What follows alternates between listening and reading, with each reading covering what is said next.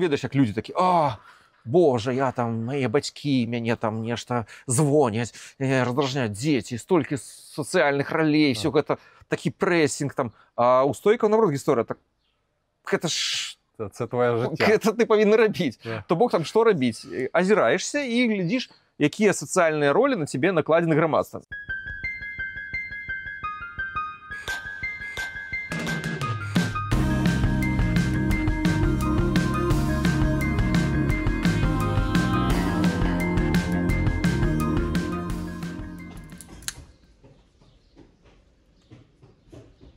Досвіду багато. Смисл? Не знаю. Я вже 100 років написав. Ну що, народ, ей-гей-гей! Вітаю вас на каналі доктора Гавриліна. Я Роман Гаврилін, і це справжній доктор Андрій Біловєшкін. Значить, друзі, ми знаходимося на Кіпрі. Я спеціально прилетів сюди на Пафос для того, щоб познайомитися з Андрієм Біловєшкіним. Бо Андрій Біловєшкін – один з моїх, скажімо так, role models. Я розумію, що тобі це, мабуть, занадто. Чому я це кажу? Тому що я був підписаний на багато всяких інтернет-лікарів, і коли почалась повномасштабка, ти був єдиний, хто висловив свою позицію. В принципі, не те, щоб інші лікарі якось там підтримували війну чи щось таке, просто вони зробили вигляд, що нічого не відбулося. Тобто ти зробив вибір, і за цей вибір ти заплатив якусь ціну. Ось, чи не жалкуєш ти про це? Не, ну, па-першае, я ўвогуле не лічу, што я нейкі выбар зрабіў. То бок для мяне гэта не з'яўляецца нейкім там пытаннем з пытальным знакам увогуле. Ага. Тут для мяне абсолютна відавочная гісторыя, што нерэагаванне ці маўчанне такой сітуацыі гэта 100% безумоўная падтрымка. То бок ніякіх тут іншых тлумачэнняў тут просто не можа быць, і ўсё гэта просто псеўдарацыяналізацыі і гэтак далей. Ти виїхав з Білорусі до війни в Україні? Так. Ага. Після невдалого, так сказати. Ну, я не лічу, што гэта рэвалюцыя была няўдалай. Вось. Па-першае, думаю, што яна ўсё ж такі была ўдалай. Чому? Ну, як гэта сказаць? Таму што да яе увогуле, ведаеш, з кожным годам такое было непрыемнае адчуванне, што пэўная даволі вузкая частка людзей нешта робіць, беларуская нацыянальная, а большасць яна увогуле настолькі індыферэнтная, што здаецца на ў такім балоце, у такім сне, што яе нічога не можа вывесці. Увогуле нічога ў свеце. І ты просто на гэта глядзіш і здаецца, ну ўсё, няма што рабіць з гэтымі людзьмі. А тут аказваецца, што ну нават рабочыя з майго завода, тыя катэгорыі людзей, які ты лічыш, што цалкам з'яўляюцца часткай сістэмы, напрыклад, спартоўцы, так, якія ўсе там на дзяржаўных грошах і гэтак далей, ці, напрыклад, так інертныя, як айцішнікі. Ну, яны, насамрэч, не інертны. То бок для іх гэта сапраўды важна, яны таксама гатовы рызыкаваць. Гэта вельмі шырокія слаі насельніцтва, там, пенсіянеры, студэнты, а не проста нейкая такая вось кагорта нацыянальна свядомых людзей. Таму для нас гэта было вельмі прыемна ўражанне, насамрэч. Ну, приємно в плані ти повірив в людей, але в плані результату... Ну, результат яшчэ не скончана пад гэтым усім глядзім. Є надія, да? Ну, глядзі, напрыклад, калі мы паглядзім на Беларусь, так, вось акупацыя Расійскай імперыі, 1795 год, паўстанне 1795 года, няўдалае, паўстанне 1830 года, няўдалае, паўстанне 1864 года з Каліноўскім, усе гэта ўжо беларуская мова, ўжо там браты беларусы, гэтак далей, няўдалае. 1918 Беларуская Народная Рэспубліка, то бок першая нацыянальная дзяржава. Калі мы паглядзім, калі лічыць пасля кожнай гэтай спробы, ўсё здаецца гэта няўдалае, але насамрэч нейкі прагрэс адбываецца. Вось гэта канцэпцыя з пункту гледжання майго любімага стаіцызму і дафаміну, так, не варта дзейнічаць, калі ты ацэньваеш верагоднасць дасягнення нейкай цэлі, мэты ці не. Ёсць такі дыялог у Сенекі, яны там нешта мяркоўваюць. Вось уяві, там нейкі імператар Нерон, і ён перахоплівае дапамогу, якую яны пасылаюць сваім сябрам, якая ў выгнанні. І ён кажа цікавае пытанне: ці варта пасылаць дапамогу, калі ты ведаеш, што хутчэй за ўсё яна будзе перахоплена? І ён кажа: варта. Таму што справа не толькі ў тым, што яна будзе перахоплена ці не у канчатковым вынікам. А справа ў тым, як гэта дзеянне зменіць цябе самога. То бок ты, які гэта зрабіў, гэта зусім іншы чалавек, які ты гэта не зрабіў. Нават у незалежнасць ад вынікаў. То бок тыя людзі, якія яшчэ прынялі ўдзел і нават у непоспеху, яны змянілі сабе. Гэта ўжо іншыя людзі ў параўнанні тымі, якія прамаўчалі. А тыя, якія прамаўчалі, пра якіх такіх, яны таксама змянілі сябе. Яны цяпер пачалі тлумачыць, чаму не варта гэта каментаваць, таму што яны цяпер такія, якія устрымліваюцца, і яны сталі яшчэ праваліліся нават ніжэй, чым былі да гэтай сітуацыі. То бок яны самі сабе стварылі дадатковую канструкцыю, якая тлумачыць, чаму не трэба гэта рабіць, чаму яны правільна зрабілі, і гэта іх яшчэ засмактала крышачку глыбей. Таму не толькі вынікі, а тое, што твой учынак зрабіў самім з табой і як змяніў тваю рэпрэзентацыю. Можа, гэта нават і важней. Тобто, можемо сказати по-самурайськи. Головний шлях. Галоўнае, што шлях робіць з табой. Вось гэта галоўнае. Ён то сам па сабе застаецца нейтральным, насамрэч. Ён проста камяні, проста дарога. Ён насамрэч не змяняецца. А вось што ён з табой зрабіў, твои кроплі поту, ці слёз, ці крыві, яны на шляху. Яны вось цябе змяняюць, гэты досвед цябе змяняе. Окей. Як тобі на Кіпрі? Що можеш сказати? Добра. Добре. Я ось як па-цыцэронаўскі, ведаеш, все, што трэба для шчасця, гэта сад і бібліятэка. Толькі у мяне ёсць, сад тут, вулічы даволі ўсё зялёнае, так? Дрэва прырода хапае, і ёсць што чытаць, ёсць што пісаць, і кайф. Жывеш у асяроддзі ментальных рэпрэзентацый клёвых людзей. Клас. Тобто тобі багато не треба, в принципі, для щастя. Тепло, щоб було, да? Подобається, що тепло? Сонце. Більше сонця. Насамрэч, можа, больш для сям'і, ведаеш, так. Яшчэ таксама падабаецца. Калі асабіста пра мяне, то мне ўвогуле вельмі мала трэба. У мяне ёсць гэта хата, вось тут розныя месцы, дзе я жыву, праводжу большую частку часу, і там ёсць вельмі клёвыя штукі. Норм. По дому скучаєш? Хочеться якось, скажімо так, чи взагалі думаєш про повернення? Чи ти вже цю тему... Давай так пару слів про те, що наскільки взагалі це неможливо для тебе повернутися. Що це не просто, позиція, я не хочу жити в Білорусі, що реально, якщо ти повернешся, то у тебе будуть, наслідки. У нас є жарт, що у Білорусі поміняти пашпорт займає вельмі шмат часу, 10 гадоў. Ты прыязджаеш, сядаеш на 10 гадоў, потым ідзеш, мяняеш свой пашпарт. Ось, вельмі доўга часу. Безумоўна, рэпрэсіі працягваюцца, яны абмежаваны, безумоўна, тым, што проста яшчэ не дайшоў час да нейкіх там масавых расстрэлаў ці не. Але хто ж яго ведае, таму што траекторыя даволі крутая. Вось, таму тут нельга пра нешта загадваць. Чи є у тебе якісь знайомі, які потрапили під каток? Чи знаєш ти з перших вуст? Шмат. Так? Шмат. Що розповідають? Тут шмат пра гэта яны пішуць, і паўсюль. Як карці кажучы, што, як кажуць дасведчаныя людзі, што людзі, якія не зразумелі гісторыі, вымушаны зноў яе паўтараць і ўрокі. І вось гэта проста Савецкі Саюз, да, проста ўся гэта гісторыя, якая ідзе па кругу.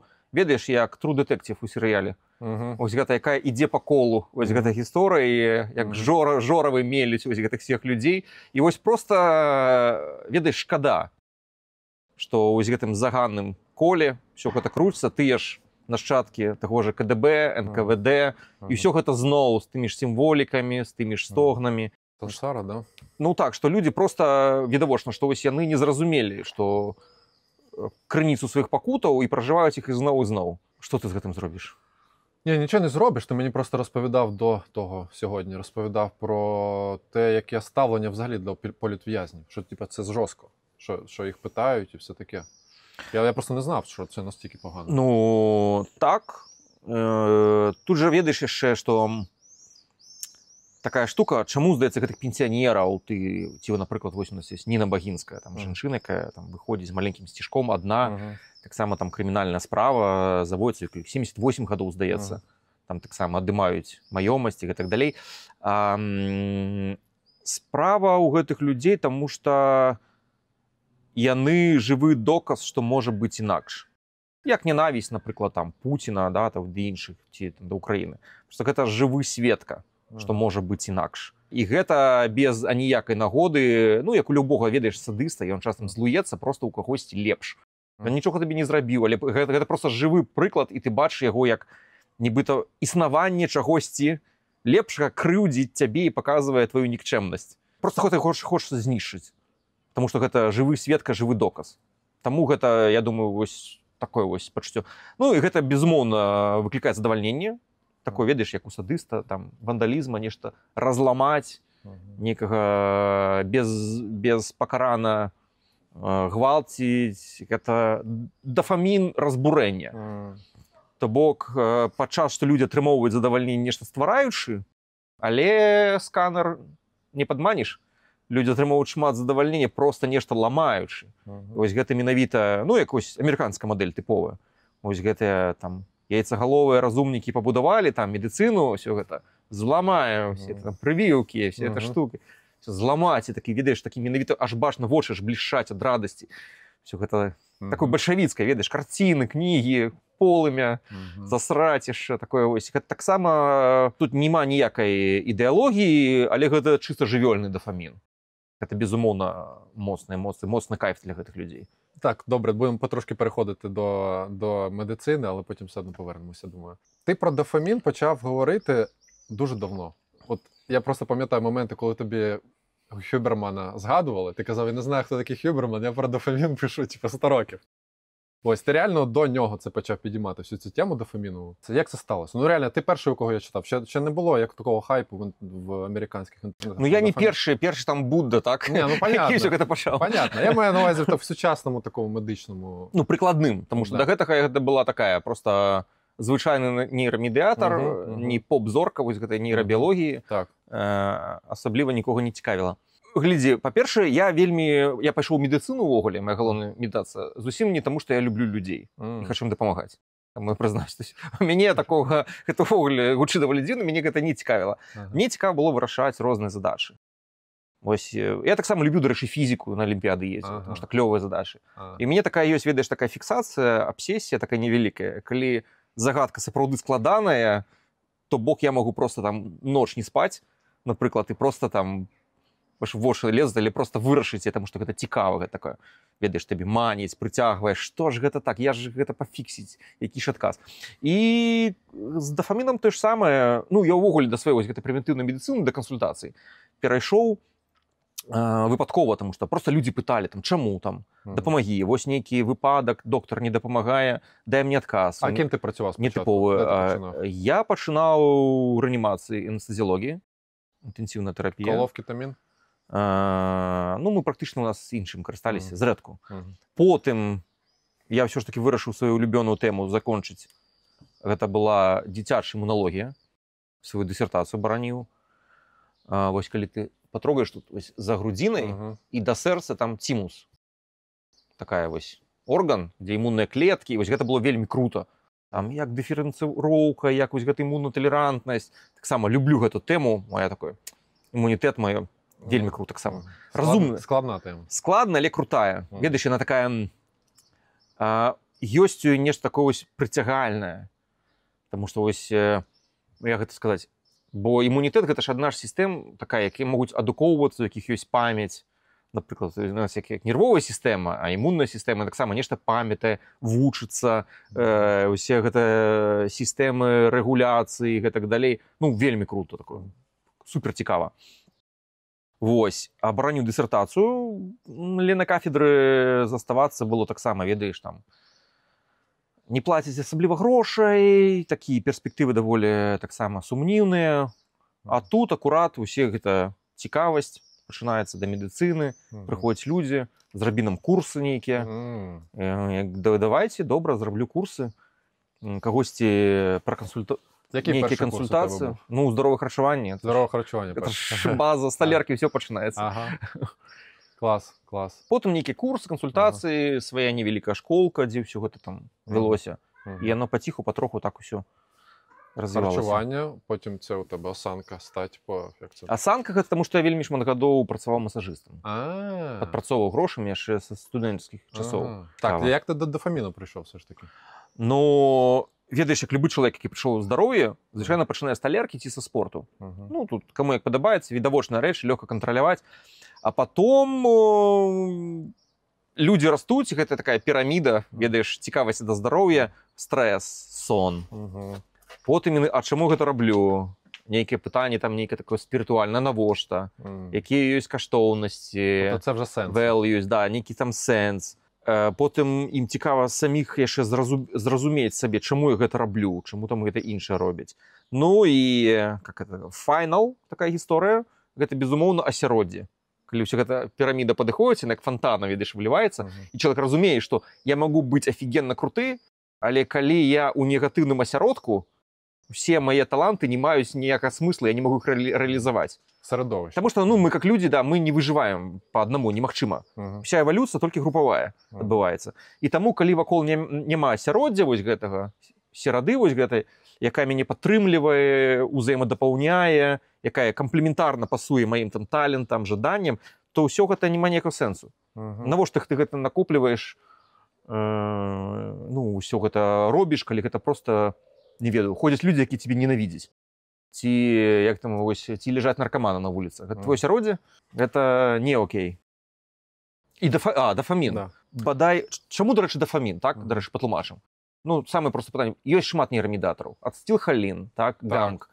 Чаму дафамін, там, менавіта вось гэта там дафамін? Найперш, што большасць сістэм з іншымі нейрамедатарамі, яны вельмі кансерватыўныя. То бок ацетылхалін, так, нейкія рухі, ці нейкія вегетатыўныя сістэмы. Толькі сератанін і дафамін, яны вельмі маюць высокую нейрапластычнасць. То бок найперш проста гэта сістэмы, якія адаптыўна змяняюцца. Літаральна часам за лічаныя хвіліны. То бок там, напрыклад, там мышам какаін нейкі ў мозг уводзяць, і бачыш, нейроны літаральна растуць. То бок гэта новая нейкая гэтая там шлях, ён просто на вачах фарміруецца, падрастае, ці там знішчаецца. Гэта літаральна нейкія, ці ведаеш, як там крышталізацыя нейкай ідэі. То бок нейкая штука, яна можа за секунды змяніць твой мозг. І гэта, дарэчы, мой грааль інтэрвенцый, што як знайсці вось гэтай інтэрвенцыі, я ведаю, што яны ёсць, безумоўна. Ці як арганізаваць. Калі гэтае змяненне, яно адбываецца незваротна і адначасова. Гэта такая, ведаеш, моя ідэальнае жаданне, такая грааль, такі нейрабіялагічныя, знайсці нейкія шляхі. Яны, безумоўна, ёсць. Можа, чалавек неяк падрыхтаваны да іх, і нешта, ведаеш, дапаўняе яго, і ён там, бам, вось, все. Там я зразумеў. Саторі, да, якісь прасветленне. І я думаю, што гэта магчыма. Я быў скептычна, але я прачытаў, дарэчы, працы, якія даказваюць усе, ведаеш, прамыя веды. Як медытацыя можа палепшыць паглыбленне твайго зразумення. І там людзі па сучаснымі нейрамадэлямі ўсё растлумачылі, як гэта магчыма. То есть, чаму ты пачынаеш лепш разумець свет, калі ты просто сидзіш з адкрытымі вачыма ці закрытымі. І там вельмі проста, што калі ты не рэагуеш на гэтыя думкі, твой мозг круціць іх, ты не рэагуеш, яны, як ведаеш, як шкарлупінне ад семак, вся гэта лухта асыпаецца, і твой мозг проста іх дробніць і перапрацоўвае з вылучэннем больш абстрактных паняццяў. То больш, калі у цябе эмоцыя розная, просто як куча смецця ляжыць, калі ты медытуеш, і все гэта мозг, іх так, я тут іх рассартырую, так, я іх зараз складу, так, я зараз дастану нейкі сэнс, на больш абстрактны ўзровень гэта ўсё правяду. І ён атрымоўваецца, ты, здаецца, нічога сидзіш, а твой мозг, ён менавіта дастае гэты ўнутраны схаваны сэнс, аналізуе, і ты вось яно ўсё, вось гэтая праца. Толькі калі ты вось гэта не рэагуеш. Потому что калі ты просто эмоцыі гэтыя круціш, просто ведаеш па кругу румінацыя, нічога не адбываецца. І я думаю, што ось свет, які зараз змяняецца на нашых вачах, гэта, безумоўна, мае дату, незваротную змену. Гэта 2000, здаецца, 11 ці 12 год, з'яўленне мабільнага бясплатнага інтэрнэту ў ЗША. Гэта час, калі свет ніколі не будзе іншым. Потому што гэта час, калі сацыяльныя сеткі, алгарытмы пачалі ўсё гэта працаваць. І ўсе гэтыя змены, вось, што там людзі сабе так паводзяць. Канешне, глядзіўшым, тут важна залежнасць, калі мы кажам пра сучасныя алгарытмы. Цукар, калі ты еш, ён не змяняецца. То бок гэта той же цукар учора, які быў, які будзе заўтра і гэтак далей. Можна уступаць, там, любіць цукровае, там, не любіць. Ці нават нікатын, так, ці алкаголь. Ён учора быў такі ж, ён заўтра ж будзе такі ж. Але штука з всеми гэтымі алгарытмамі такія, што яны хутчэй, чым вірусы, падвяргаюцца мутацыі, змяняюцца. На твой кожны, там, не ведаю, 1 мілісекунда ты даўжэй на гэты рылс паглядзеў сябе, все, тебе прачыталі. То бок хуткасць, якая хутчэй за хуткасць нават мутацыі вірусаў, якія тебе, ну, просто ў гэтай гонцы немагчыма выйграць. Без конкуренції, да. Без шансаў. Діти твої не користуються смартфоном? Мы даем часам нешта пагуляць, напісаць сябрам, там 15 хвілін у дзень. Ну, але не сацыяльныя сеткі. Не сацыяльныя. Не ведаю, наколькі я яшчэ змагу. Тут я ведаю, што моя магчымасць таксама абмежавана, але я пастараюся як мага даўжэй менавіта без сацыяльных ось гэтай все рылсы, шмылсы. Щоб я не забув, я б хотів спитати тебе, чи вдається у тебе слухати свої поради? Ну, тобто, ці поради про здоров'я, знаєш, там, про все. У тебе там і про їжу, і про то, і про сьо, про сьо. Чи вдається тобі самому це все? Чи, скажімо, я б не це сказав, що ідеал? трымацца. Гэта хутчэй за ўсё ідэал, якому я 100% безумоўна не адпавядаю. Безумоўна. Але гэта для мяне просто, ведаеш, быць дастаткова добрым. Ось гэта ўжо добра. Ведаеш, дастаткова добры бацька. Ты не ідэальны бацька, ти дастаткова добры. Ну, нема у тебе такого чувства провини, що ти там, не знаю, сам подивився, заліп в рілсові якісь. Ти потім не думаєш, ах, що це ж дофамін, це погано, це алгоритми. Типа, не треба так робити. Ну, ёсць такое, безумоўна. Є, да? Просто я ведаю, што не варта націскаць на гэта. Потому что, ведаеш, сабе вінаваціць і лаяць. Гэта, глядзі, тут такая буддійская гісторыя, такі цыкл негатыўны. Ты, напрыклад, нешта зрабіў дрэннае, што тое, што ты не збіраўся. Пераеў, выпіў, не ведаю. І ты такое адчуваеш такую віну, так? Што трэба зрабіць? Трэба з гэтай віной сабе менавіта біць сабе, дакараць, якія дурань. І, глядзі, ты сабе дакараеш, б'еш, і згодна ўсім заветам хрысціянства, калі ты пакаяўся, ты зноў які? Чысты. Што гэта значыць? Ты можаш рашыць з чыстым сумленнем зноў гэты цыкл. Буддыйскія штука іншая, карма ж накопліваецца. Ты не можаш проста там памаліцца, прабач, не калі ласка, і тебе карма знікне. Не, так не працуе. То бок ты ведаеш, што гэта яна накапілася, безумоўна, гэта незваротная з'ява. Да, безумоўна, ты можаш там медытаваць, неяк сваю там эту карму сансару спальваць, але гэта ўжо іншая гісторыя. Але яна не знікае. То бок ты просто прымаеш, што цяпер гэта у мінулым, мінула змяніць нельга, і табе з гэтым жыць. Кожны дзень ты можаш памінаць, табе жыць з тваімі мінус 3 гадзінамі рылсаў. Прымі гэта замест нечага іншага. Ти просто вибрав ось таку ось розвілку. Коли нема ресурсу, тобто коли ти в формі, в гарній формі, коли у тебе реально працює башка, тобі не хочеться сильно заліпати. Але якщо ти якийсь такий, знаєш, неоптимальний, там, погано спиш чи щось таке, у тебе просто, я от думаю, от я хочу читати, да, але у мене немає сил читати, просто не вистачає уваги. Такі, ну, звісно, що я буду. Щось я маю робити, типа, чимось займатися. Ну, ведаеш, яшчэ гэта одно пытанне, там, пэўныя рылсы, але іншае пытанне, што людзі жаруць тое, што яны не выбіраюць. Вось гэта зусім іншае пытанне. То бок, ну, канспіралогію тут разводзіць не хочацца, але пэўныя настройкі рылсаў, так, ты ведаеш просто, што пэўныя камбінацыі, тут крышачку эмоцыі, тут патрэбны нам рылс, адзін за другім, які ідзе. Напрыклад, як гэта рылс пра смерці, рылс рэклама, лепш прадаецца, усе гэта камбінацыі на маркетынгу вельмі добра вядомыя. І тут вельмі простая гісторыя, каб просто табе схіліць на ту ці іную думку, гэта мега лёгка. Уяві, вот ты у краму прыходзіш в магазин, так?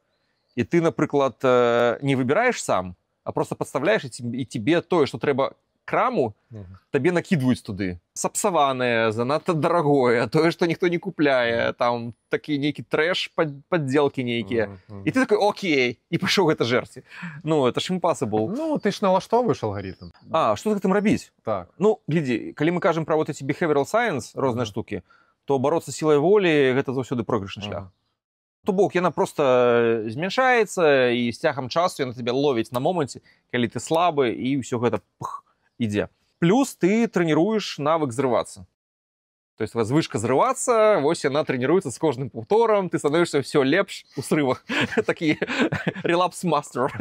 Ведаеш, такі клёвы такі. То бок, гэта не варыянт. Яны лічаць у нейрабіялогіі, што трэба прынцып канкурэнцыі стымулаў. Что ты можешь только клин гэта вышибать неким іншым клином. Ну, чим вышибить рилзы? Чим их можно вышибить? Блин, не ведаю. Можно какой-нибудь клёвой идеологией, клёвой философией, не веду, заморочиться на нечто такое сур'ёзнае.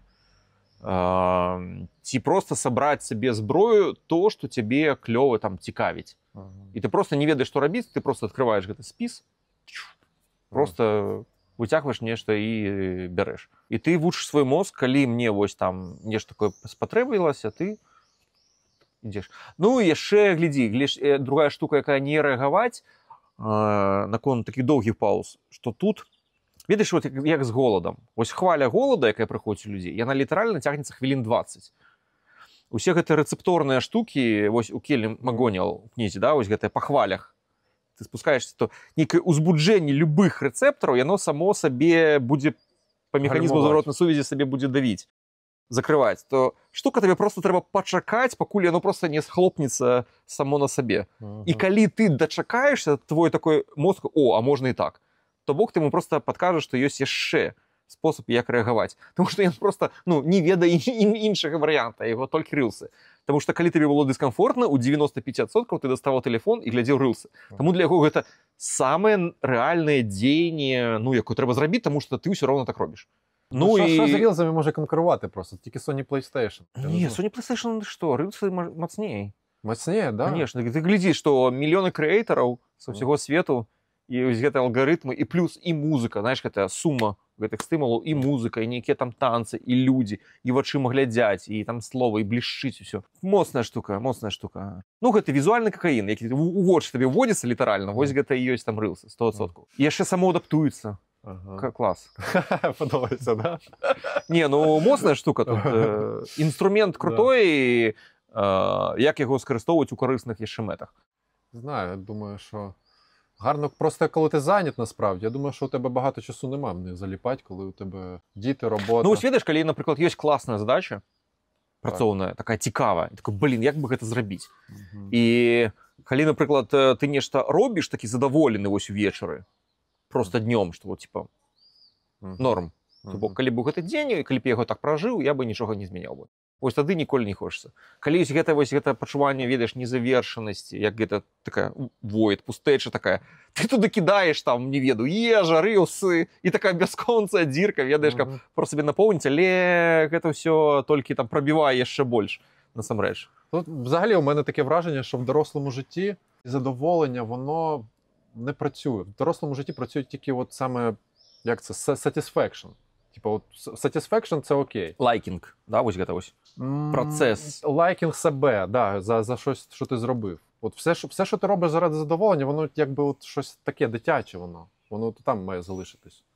Ну і дофаміновий біохакінг, урэшце-рэшт, ён жа і зводзіцца до таго, што мы просто адрываеш дофамін ад ось гэтай банальнай біялогіі. Бог там цукар, алкаголь, там нейкія вось гэтыя штукі, і просто пераносіш яго на іншыя. Ось. І гэта ж лёгка, то есть, насамрэч, это не так цяжка перавучыцца. Ці другі падыход, гэта, дарэчы, еўрапейская школа. Буддійскі падыход, гэта цалкам гэтую сістэму менавіта абдуліць. У стоікаў такая гісторыя, што ты пачынаеш весь свой дофамін, ты перакладаеш толькі на вось эти 4 каштоўнасці, values. Ці мудрая сабе вёў, ці смелая сабе вёў, ці быў я добрым, і гэтак далей. То Бог табе толькі гэта цікавіць. Ты задаволены, калі ты робіш сваё долг, ці д'юць абавязак. Гэта ўжо такі рымскі стаіцызм. Ну, ведаеш, як людзі такі, Боже, я там, мои бацькі, мяне там нешта звоняць, раздражняць дзеці, столькі сацыяльных ролей, все гэта, такі прэсінг там. А у стойкаў, наоборот, гісторыя, так, гэта ж... Це твоє життя. Гэта ты павінны рабіць. То Бог там што рабіць? Азіраешся і глядзіш, якія сацыяльныя ролі на цябе накладзены грамадствам. І гэта і ёсць, то бок вся гісторыя ў іх там, ведаеш, просто, што ёсць законы прыроды, банальныя, ось законныя грамадства, і ты шчаслівы, калі ты ім адпавядаеш. І вельмі проста азірнуцца, ты глядзіш, якую штуку зараз навокал можаш зрабіць толькі ты. Ну, безумоўна, ёсць такі рэч. Вось ты ідёш, ляжыць смецце. Хто зараз можа падняць? Ты. Ось у цябе ёсць там дзеці ці бацькі. Ты хто лепш на ўсё можа з імі пагаварыць? Толькі ты. Всё, вось што табе сама прырода кажа, рабі гэта і будь шчаслівы. Зараз, як людзі круціць галавамі, што вось нейкі мяне абавязак, так гэта круто. Мне вось гэта прыклад, я сабе заўсёды нагадваю, ведаеш, пра сабаку, якая прывязана да воза. Это метафора ці Зенона, ці Эпіктета, што мы едзе павозка, воз, так, едзе. і ты сабака, якая на вяроўцы прывязана да яе. І вось гэта дліна гэтай вяроўкі, гэта твоя свабода волі. Якая здесь. І глядзі, у тебя есть выбор. Ты можешь просто упасть, и вот тебе тягнет за шею, такой, сдирая тебе об камені, ты такая несчастная собака.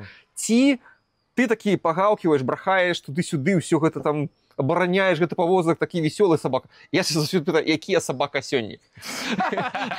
Ці мяне вось гэта цягне, такой, языком з пенай, ведаеш, такой, навошта гэта мне всё, праклятае жыццё. Ці я весёлы, гау-гау-гау, брахаю і бегаю. Коли я бачу, що перша собака, я така, ну давай, соберись, що ти тут? Ну, соберись, це вже примус, бачиш. Ну, погляді, нешта цікаве, ці можна на когось побрахати, ці на нешта поглядзець. Як би ти не був прив'язаний до нейкай ситуації, нават, не ведаю, до койки у шпіталі, тебе все равно можна на когось побрахати у гэтым выпадку, не ведаю, там, нешта помацаць, нейкая аўтаномная зона контроля. Вось у гэтых жа канцлагерах там пытанне выжывання. Ты робіш не тое, што патрабуецца, твоя аўтаномная зона контроля. Ніхто не вымагае, ты гэта робіш. Там у Глазі, напрыклад, адзін станавіўся трэцім з канца, калі яны выходзілі з барака. Гэта было тая штука, якую ён мог кантраляваць, напрыклад, адна з. І у яго такі, ведаеш, вялікі спіс, і ён вось кантралюе рэальнасць. Ілюзія, але гэта ілюзія з пункту гледжання фізіялогіі нармальна працуе. Рабочая, да? Нават калі ти уявіў яе. Так, добре. Значить, про свободу волі можна не питати, вже зрозуміло, що ти не особа в цю тему. Ну, глядзі, я не веру ў свабоду волі у гэтым моменце зараз. Яе нема. Ну, мільён досведаў, эксперыментаў, я доказалі, і так далей. Я веру, як гэта сказаць, у рэтраспектыўную свабоду волі. То бок, глядзі, калі ты аналізуеш свае ўчынкі, кожны раз, калі ты звяртаешся да памяці, ты перазапісваеш, так? Ну, гэта ўжо доказалі. І то бок, калі ты аналізуеш, кажаш, я тут дрэнна паступіў. Як бы трэба было паступіць інакш? Тут я добра паступіў, я малайчынка, я так паступлю. То бок, калі ты адрэфлексуеш гэта ўсё, без эмоцый, а сапраўды рацыянальна, я перазапісваю мае ўспаміны, а мае перазапісаныя ўспаміны уплываюць на той выбар, які я зраблю ў будучым. То бок, калі я, напрыклад, сабе адрэфлексаваў, гэта значыць, а не проста я гэта ў кучу смецця зваліў, гэта ўсе свае, што было ўчора, і ўсё. Гэта значыць, я змяняю сваю верагоднасць у будучым паступіць так ці інакш. У тым самым моманце у мяне няма не будзе выбара. Але, рэфлексуючы над сваім мінулым, кажучы, што гэта было добра ці не, я так не буду рабіць, ці я так зраблю яшчэ зноў, я ўсё ж такі крышашку, не на 100%, але ведаеш, крышашку там по 2-3% кожны раз я змяняю верагоднасць, што я так паступлю. А ў моменце, конечно, у меня няма ніякай свободи волі. Тут... Тобто для тебе це навчання по факту? Тобто можна навчитися? Інформація якась. Інформація, обробка інформації.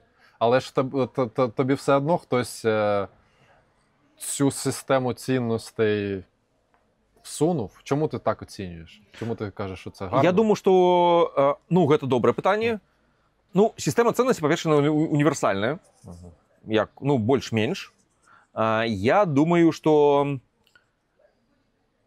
кажучы вельмі проста, добра ўсё, што робіць цябе і грамадства, якім ты існуеш, больш моцным у доўгатэрміновай перспектыве. А якщо громадство Путіна вірить? Яно можа верыць, але што з гэтымі людзьмі? Ну, яно можа так думаць. Гэта ж, ведаеш, як таксаплазма. Мыш перастае баяцца катоў, лічыць, што яна такая мужна-адважная і проста кідаецца і яе згрызаюць. То бок, я вось гэтай всей ідэалогіі я разглядаю проста як паразітаў. Гэта тыповы біялагічная штука, вось як вось гэты радыкальны іслам ці як рашызм. Гэта, безумоўна, паразітычная ідэалогія, таму што яна не паляпшае якасць жыцця заражаных, яны паміраюць, і як гэта спыніць, толькі калі там коэфіцыент распаўсюду гэтай інфекцыі там знізіцца менш да пэўнага там нейкага такого. То бок, не важна, што ён там памрэ, галоўна, каб ён заразіў яшчэ 1.1. Ну, адзін яшчэ і адзін. Крышку большым гэтае жыццё, тады гэта будзе інфекцыя распаўсюджвацца. І яна, безумоўна, паглядзі носьбіты, яны ж проста бачна, што як добрая інфекцыя, яна заўсёды заставляе сваіх носьбітаў яе распаўсюджваць. Таму іх настойлівае жаданне, ось прыходзіць чалавек, сядае, ён пачне, а вот у нас там Пушкін, а вот велика, ты бачиш яго просто як алкаголіка, ведаеш, ён сидзіць нармальна, а ён, а вот мы бухалі, і ён пачынае, ведаеш, любая тэма, а ён неяк на алкаголі, і там зварочвае, ці неяк згадаць там, і ты, зразумела. Ну, ты ведаеш, кантэкст ніяк нема ніякіх там намёкаў на алкаголь, а ён яго А тут мы пілі. І ти бачиш, знаходзіць просто упамянуць гэта. Ну, як ведаеш з інфекцыямі, ёсць бактэрыі, у нас сімбіоз, ось як нашыя жывуць. Мы ім там кормім іх там клетчаткай, яны нам даюць там вітаміны, там усё добра. Таму ёсць добрыя вось гэтыя мемы, штукі, якія сапраўды карысныя і спрыяюць выжыванню грамадства. І яны, дарэчы, могуць быць ненатуральнымі для нашай біялогіі. Ну, паглядзі, напрыклад, манагамія. Біялагічна не зусім натуральна. Добра ці яна для жанчын, ці для мужчын? Часам не. Таму што жанчыне часам лепш быць другой жонкай багатага, чым першая жонка беднага. Ну, гэта спрыяльней для яе, для патомства. Для мужчыны, ну, таксама, калі ты паспяховы, чаму б не, мець больш дзяцей, таксама клёва. Але для грамадства манагамія – гэта супер выйгрышны білет. Таму што калі ёсць манагамія, у грамадстве існуе як царква. Для каралёў, без выключэнняў, для беднякоў, да, як хрысціянская царква гэта ўсё будавала стагоддзі. Ніякіх выключэнняў. Ніхто не можа купіць сабе там права на другую жонку ці нешта зрабіць. І вось прыклад табе мема, які не вельмі падабаецца, можа, людзям, які не зусім натуральны, але які робіць усё грамадства паспяховым. Таму што людзі дагаворваюцца, таму што няма канфліктаў, таму што няма лішку маладых мужчынаў без сем'яў, якія пачынаюць рэзаць перыядычна кагосьці і гэтак далей. І грамадства квітнее. Так, це є стримання дофаміну по факту. Ти його якби в рамки заганяєш. Конечно. Так. Слухай, ну я трошки сказав про Путіна, але тут питання про що таке здоров'я. Ми сьогодні про це казали. От концепція здоров'я. От здорова людина, в неї має бути щось ще, окрім здоров'я. Дві людини можуть мати однакові там біомаркери крові, там, чи я не знаю, витривалість, там СО2, пульс, все що хочеш. Але одна з них буде токсичною по факту. Тобто для здоров'я щось ще треба, якась надбудова. Як ти взагалі бачиш модель здоров'я? Хто така здорова людина? Ну, у тебе вже два таких узроўні сацыяльныя, так, як яна паводзіць сабе з асяродкам. Так, я от зараз думаю, чи може здорова людина бути взагалі токсичною? Ну, калі гэта... Ну, от не ведаю, патрэбна даследаванне, колькі жывуць розныя садысты. Ведаеш, сацыяпаты, ну, просто нават цікава, я такіх не бачу. Але, ведаеш, сацыяпат, ён таксама можа быць кампенсаваны. Ну, глядзі, вось, напрыклад, чалавек любіць нож і рэзаць іншых людзей. Так, ну вось асалода, кроў, пырска, ён такі, вочы гараць. Ён можа быць як? Ён можа пайсці хірургам, дарэчы, іх даставерна больш сацыяпатаў, сярод хірургаў так.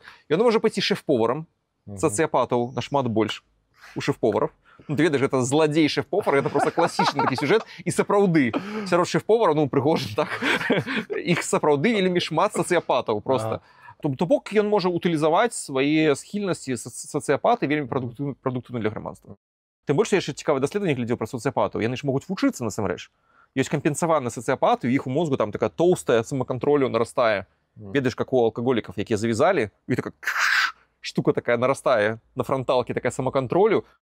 То бок, калі ёсць ціск з грамадства, здольны сабе кантраляваць, чаму б не? Тобто має бути здорове суспільство, яке може інтегрувати кожного псіха. Я думаю, што гэта цалкам магчыма, і гэта окей. Просто, ну, бач, напрыклад, ты псіх. Табе вось трэба лепш ісці ў гэтыя прафесіі, каб быць шчаслівым. І каб ты накіраваў сваю вось гэтую апантаннасць у прадуктыўнае русла. Ну, ведаеш, як малаток. Там можна цвікі забіваць, можна біць па галовам. То есть просто гэта інструмент ці ядзернай энергіі. Не мае там знака плюс і мінус. Просто калі гэта сапраўды складанае, добрае грамадства з мноствам розных там нішаў, ведаеш, дзе кожны можа дзесьці заняцца, знайсці сабе места экалагічна, гэта круто. І гэта, наадварот, чалавек, ён захоўвае там свой сацыяльны статус, ён там прызнаны, напрыклад, добры шэф-повар. Вось ён усіх крышыць, там паказваюць яго інтэрв'ю, ён там, ведаеш, як гэта папулярна ў Брытаніі, ён там аблаіваецца, як паносіць усіх, і ўсё свае сацыяпаты свае праяўляе, там дамінуе, і ўсім гэта вось смачна, вось кніжкі выпускае паспяховы. І нікому не шкодзіць, таму што проста можна не глядзець яго шоу, і ці не хадзіць у яго рэстаран, все, і ты з ім не сутыкаешся. То бок, а чалавек цалкам рэалізаваны на сваім месці. Ага, клас, да, good point. Да, що він може в ММА піти, свою агресію кудись там. Канешне. Випустити. Ну, і для грамадства, ну, токсичнасць, но так само, ведаеш, я все ж таки веру, што мы, людзі, як групы, і наша здольнасць да самаарганізацыі, но все ж таки він-він стратэгія. Ну, ўсё ж такі, ну, гэта усім ідзе на карысць, і гэта цалкам даступна.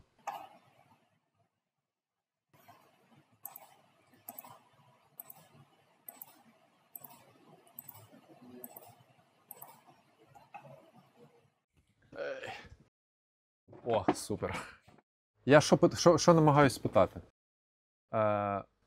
Ну от твоя діяльність, твоя філософія, твої якби промови, твій контент. Ти віриш в те, що ти ж змінюєш людей? Що в цьому є якийсь майбутній класний результат? Типа, що ти реально можеш вплинути на людство? Чи є таке, чи ти про це не думаєш навіть? Тут, видиш, як такі дві думки. З одної сторони, магчыма, з іншого боку, гэта не важно. Ну, як магчыма? Ты просто, як ведаеш там в Эклезіасці, сей семя сваё зранку да вечара, бо ты не ведаеш, што ўдасца добра гэта ці іншае. То бок ты просто гэта робіш, таму што гэта цікава, у гэтым ёсць нейкі сэнс. Гэта ў нейкім сэнсе твой абавязак, калі я падпісаўся про нешта расказваць, то ну окей, хай так будзе. А па-другое, ну мне просто цікава. То есть насамрэч я свой блог першапачаткова завёў не каб нейкую там аўдыторыю набраць, і я кансультаваў людзей, і кожны раз нешта дадаткова чытаеш, нешта разбіраешся глыбей, і застаецца нейкі матэрыял, і каб ён просто не знікаў, ведаеш, там дзесьці ў закладках ці просто ў нейкіх дакументах, ты яго так апрацоўваеш, кандэнсуеш і робіш нейкі пост. Пакуль таго пішаш, ты яшчэ лепш зразумеў гэту тэму. Таму што ці было так шмат розных думак, а тут ты пастараўся іх ясна напісаць, так яшчэ лепш нарэшце зразумеў. Щось нове розумієш, так. Ну, тобто просто тобі цікаво, тому ти це робиш, а не тому, що... Чи все ж таки все одно воно там ззаду так, я роблю щось гарне, це на щось впливає? Ну, скажімо так, я асабліва нічога не чакаю, тому я даволі часто бываю прыемна ўражаны. Напрыклад, як кніжка «Што там і калі есці». Я там думаў, 5000, калі там прадасца тыраж, там, я буду шчаслівы там увогуле. Там ужо, можа, больш за 100 000 ужо там дзесьці. І на розных мовах, там, палякі пераклалі, там, чэхі пераклалі, там, болгары нават пераклалі. То бок розным дзесьці краінам, людзям у розных краінах гэта падабаецца, і гэта круто, цікава. Я з гэтага ні капейкі не атрымаў. З усіх продаж? Ну, таму што ўсё там замарозілася, і гэтак далей, з вайной, і гэтак далей. Але, ну, ведаеш, мне гэта... Тобто права ў рускіх былі, ці што? Так, таму што гэта было. Вось. І... Ну, і гэта, насамрэч, я не адчуваю нейкай таго, што мяне кінулі. Неважна. Зараз я спробую достучатися до перекласти на тебе свої сумніви. Ну, тобто, от зараз є різаніна йде. Там, я не знаю, сотні тисяч людей гинуть, і це ще не кінець, буде ще десь різаніна, якби...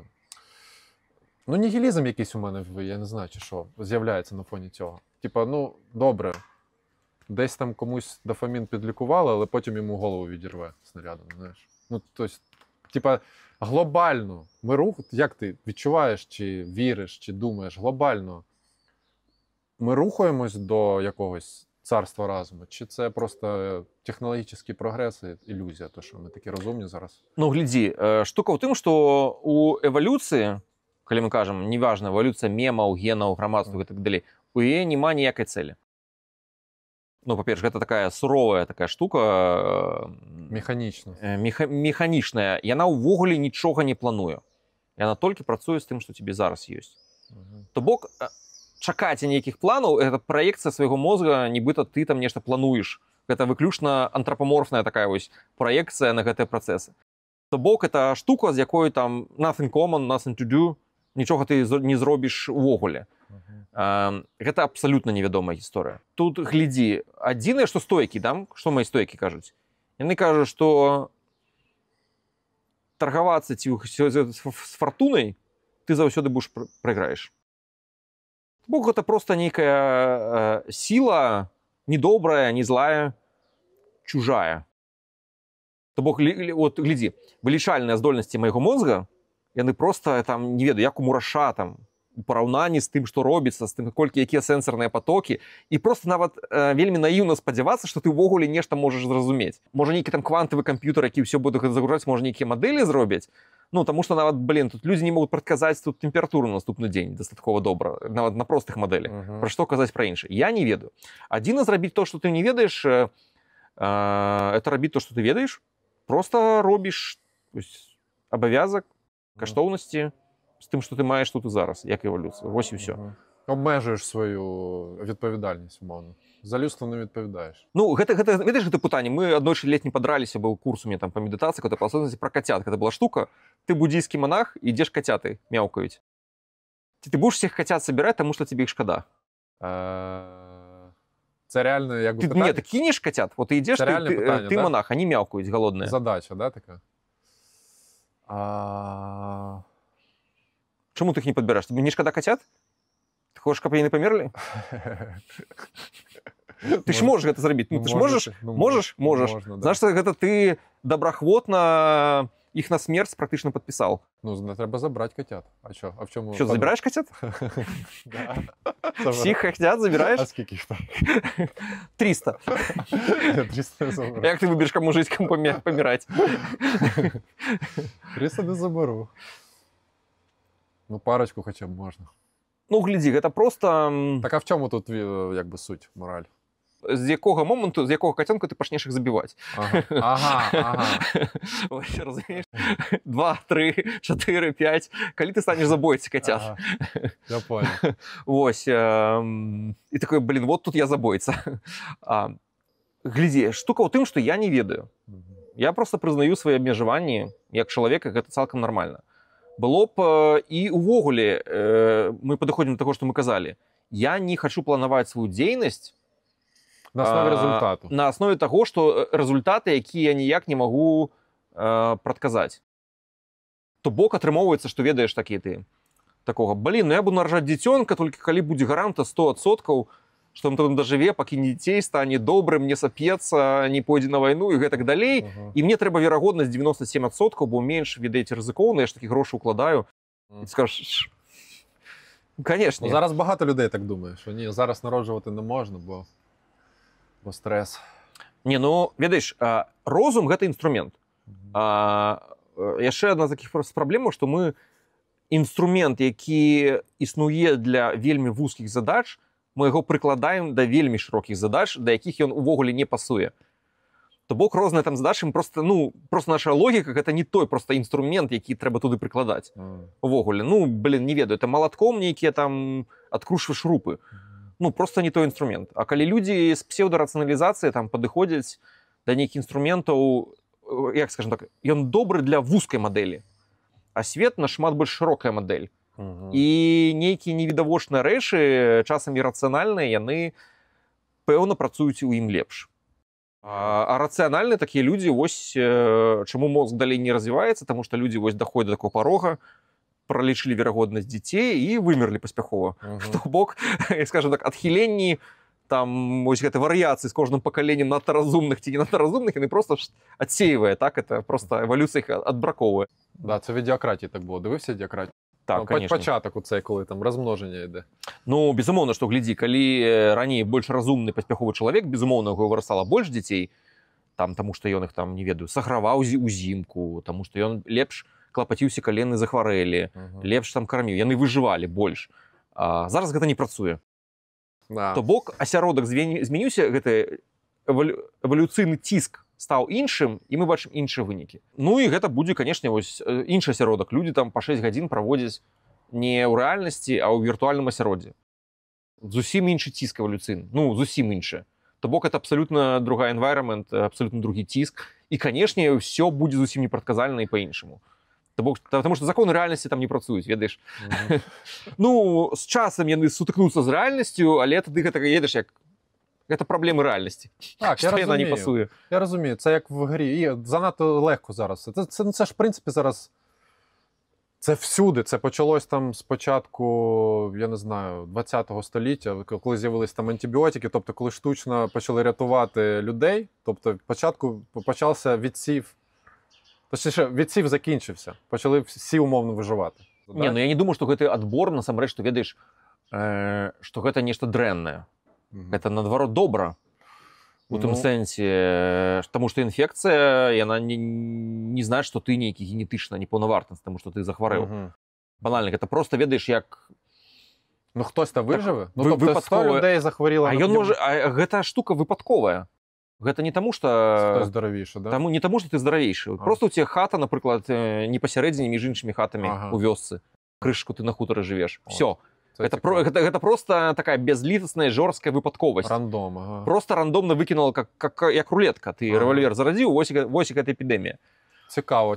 Я якраз про це думав дуже негативно. І гэта вельмі нечалавечна. Ведаеш, як аварыя такая, ці нейкая, чаму, ведаеш, людзі ж прычыны робяць, нам хочацца наш мозг, гэта гіпотэза справядлівага свету, якая такая ілюзія когнітыўная, што нам хочацца, каб быў сэнс у гэтым, а там няма. Як рак мутацыі выпадкова. Кожны пяты рак лёгкіх, ён увогуле там не нюхаў нават гэты дым цыгарэтны. Чаму яго рак лёгкіх?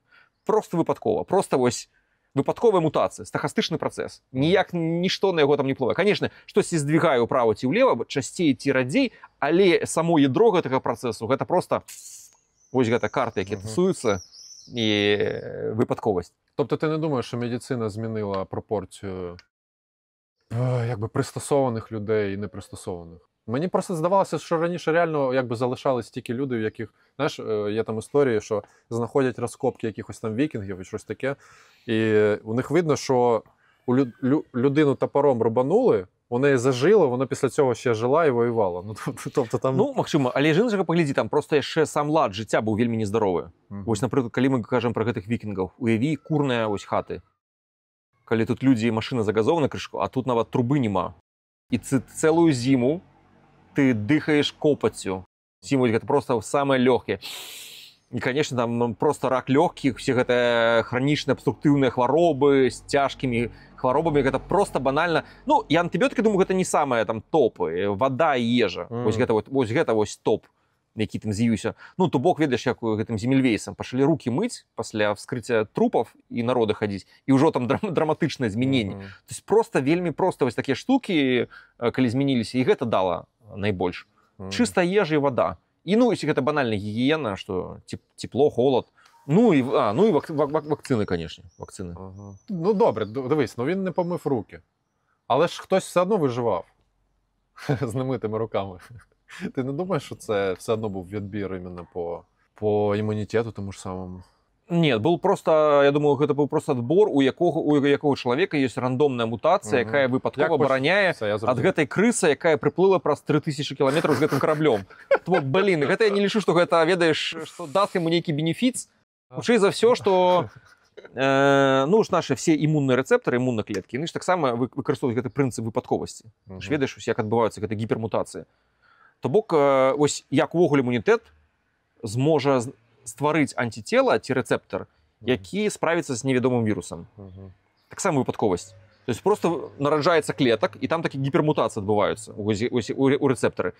І ён выбірае такі, і ён нібыта вор, вось гэту мышку, і ён з кожнай клеткай спрабуе, можа гэта.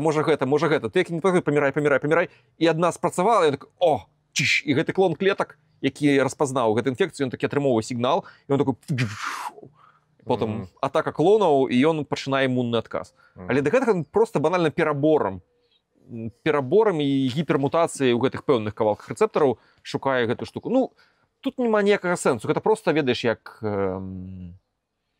Я понял. Лотерея. То есть я не бачу тут ні керунку, ні сенс.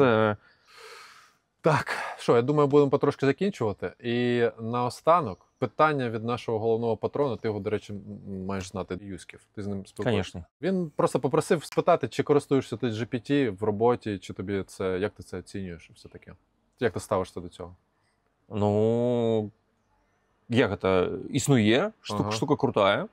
Безумоўна, мне падабаецца. Як інструмент. Галоўнае, як ім карыстацца. Ти користуєшся саме в якихось медичних штуках? Чи він корисний там тобі? Чи це взагалі не про те? Чи ти просто користуєшся для інших задач? Для інших задач. Я ніколи не роблю їм дослідження, ніколи не гуглю факти, ніколи такого не роблю. В основному гэта нейкая там копі тэкста зрабіць ці нешта іншае. Таму што, калі мы кажам пра навуковую сістэму ведаў, там все грунтуецца на вось шматлікіх гіперлінках, што адкуль з'явілася. Ты глядзіш нейкая публікацыя, так? Ты глядзіш там канфлікт інтарэсаў, так, дзе з'явіўся. Потым ты націскаеш на пару аўтараў, глядзіш, дзе ён жыве, глядзіш, які ў яго яшчэ публікацыі нейкі там іншы існуе. Перад тым, як увогуле чытаць гэтую працу. Ты такой, окей. Потым нешта чытаеш, нешта глядзіш. Глядзіш, на што ён спасылаецца, на якія працы цытуюць яго. І атрымоўваецца, што ты, калі табе цікава нейкая тэма, ты можаш шукаць, зайсці, напрыклад, да першапачатковай ідэі, якая там з'явілася, паглядзець на якасць, дзе гэта было зроблена, гэта даследаванне, хто падтрымаў, у каго там не супала, вось гэты чалавек ідзе. То бок гэтыя веды, гэта сама па сабе лінія тэксту, якую тобі выдае ChatGPT, она нічога не значыць. Гэта набор словаў. І гэта не з'яўляецца фактам, гэта, скажем так, постфакт. Гэта проста, як гэта сказаць, нейкая зусім ілюзорная канцэпцыя, якую можа быць увогуле галюцынацыяй. А калі ты веды нашы існуюць у тым, што у усей гэтай сістэме, вось гэта сістэма навукі, сістэма ведаў, якая абапіраецца. І глядзі, напрыклад, ты можаш гугліць і, напрыклад, шукаць пра вось мінулы год выйшла кніжка, дарэчы, цікавая, там аўтар, усе даследаванні фальсіфікацыі па Альцгеймеру. Як вось гэта все фальсіфікацыі адбываліся. І калі ты будзеш там запытваць ChatGPT, он табе все по гэтым публікацыям будзе там расказваць добра.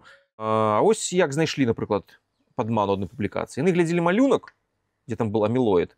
І ён кажа, гэта мозг не крысы, а чалавека. Бац! І ты такой, ага, а што яшчэ тут змухлявана ў гэтай працы? І ён пачынае там капаць там далей. Калі б ChatGPT йому ўсё расказваў, ён бы ніколі...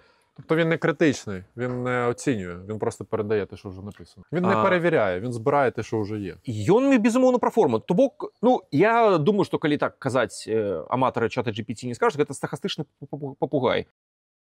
То есть папугай табе можа добра пераказаць тое, што там казалі, нешта так, і памяняць варыятыўна, ці зрабіць гэта больш такім тонам, ці больш такім, як GPT. Скажы, гэта бодра, дабаў гэта нешта іншае. Ну і ўсё, толькі нашмат больш такая вось мадэль. Ну, яшчэ гугліць чатам GPT гэта ўвогуле... Не падобаецца тобі. Тут для любых маніпуляцый тут такое поле проста, і ты ніколі не зразумееш, што гэта падмана, таму што чат GPT, ён схільны цябе, як гэта, упэўніваць. То бок гэта праўдападобней за самы трушны факт выглядае, яго інтэрпрэтацыя. То бок нават калі ты бачыш гэты рэальны факт, там у нейкі артыкул ці нейка там першапачаткова нейка чытаеш, такой, блин, вот тут так написано, тут, а чат GPT гэта выкладзе, такой, блин, все, поверыў. Да, адразу. Авторитетно, якось компоновано все. Ну що, дякую, Андрій. На здоров'я. Друзі, не знаю, як вийшло, тут у нас непрофесійна зйомка, світло, не світло. Підписуйтесь на Patreon, будь ласка. Там в мене 500 всяких епізодів, і взагалі я розкажу побільше про те, що тут відбувалось, про Кіпр. Пока. Ну що? Не знаю. Більш-менш нормально? Ні, ну мені цікаво було. Тут у мене завжди питання, коли це все знімається, бо немає оператора, знаєш, як там це все.